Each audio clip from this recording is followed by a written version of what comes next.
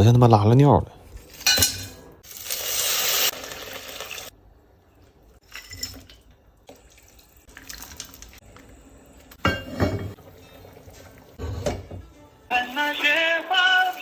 喂，哎，我叫点牛肉，你上我家来取来呗。我有病啊！这天都黑了。哎呀，咱俩住的这么近，我给你送去也行。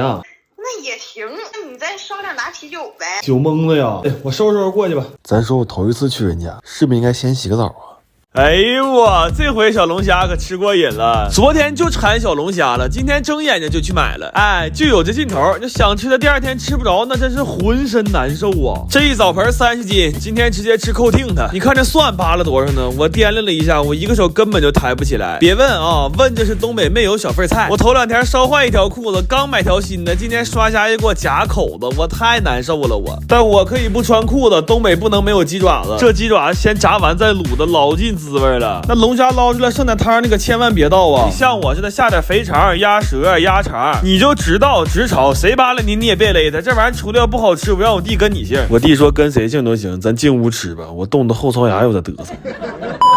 来吧，吃香香了，东北家庭的干虾日。哎呀妈呀，这点虾都不一定能不能够吃，纯懒人必备呀！我弟秃了这2口，给我们都秃噜饿了。我说行了，我煮面条去吧。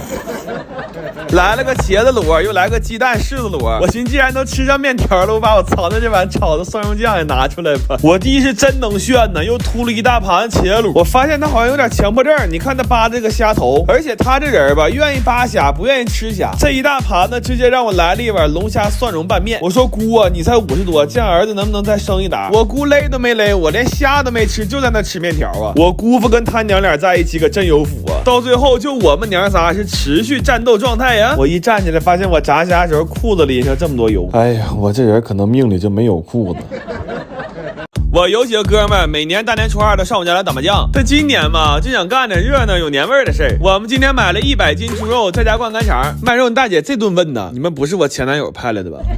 切肉的所有家事都在这了，一共6个人，4道岗，组了一个临时的车间流水线。我们刚开始切的时候还有说有笑呢，半小时之后就都不吱声了，而且还不敢抬头，因为这会儿胳膊已经酸了，一抬头就能看着那一大盆肉没怎么动，就看那一眼呢，体格差的都他妈容易过去。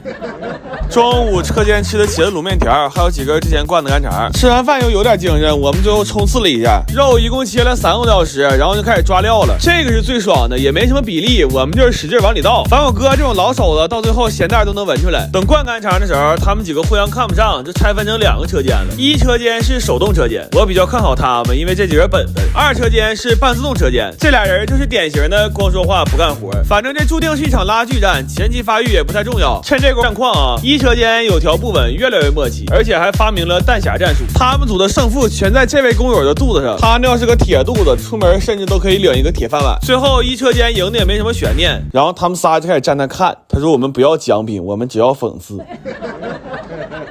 最后我们量了一下，100斤肉加上那些料，一共灌出来120斤干肠，然后找地方给挂上的。晾干之后能剩多少斤，现在还不知道呢。晚上车间吃了一顿散伙饭，有干肠蒸饭、咖喱卖肉大姐送的猪脆骨、红烧卖肉大姐送的五花肉。那大姐竟然挺高兴，早上7点半她到市场，9点半我们就给她买下班了。然后就看她揣着溜骨的小包，摇人回家打麻将去了。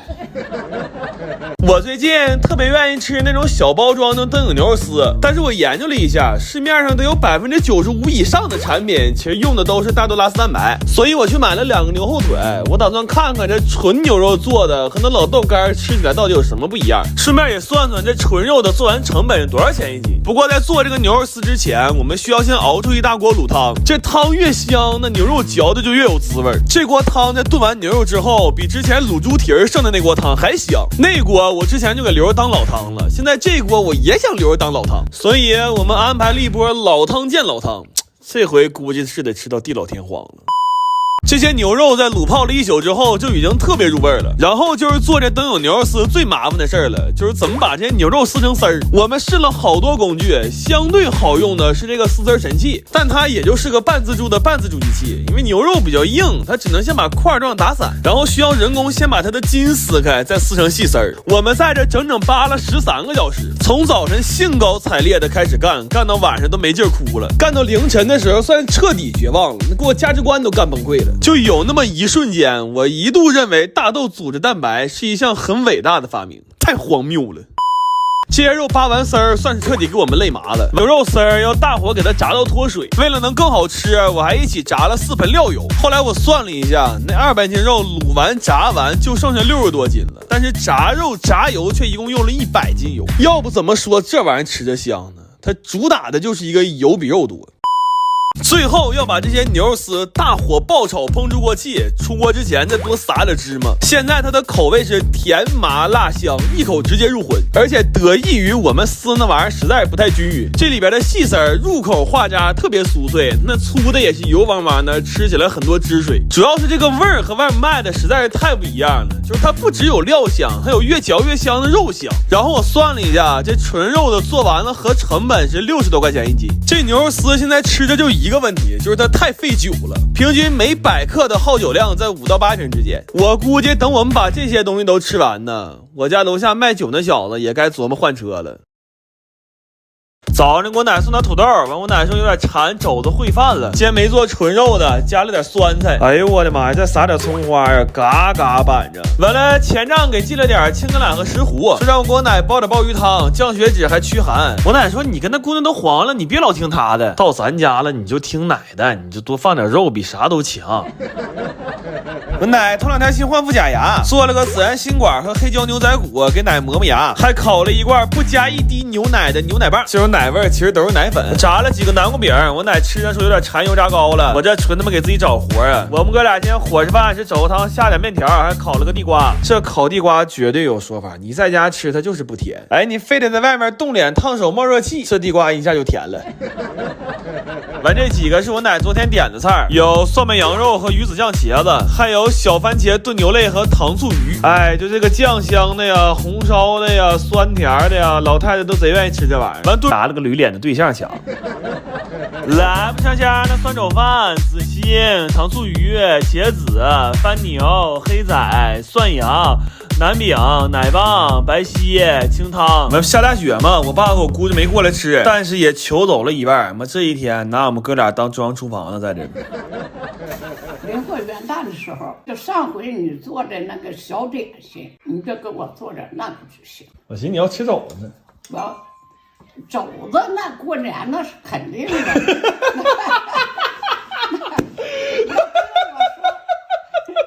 不用我说，我跟你说，你也没给我做大肘子。那我离开大肘子，我还吃啥？我主要吃大肘子。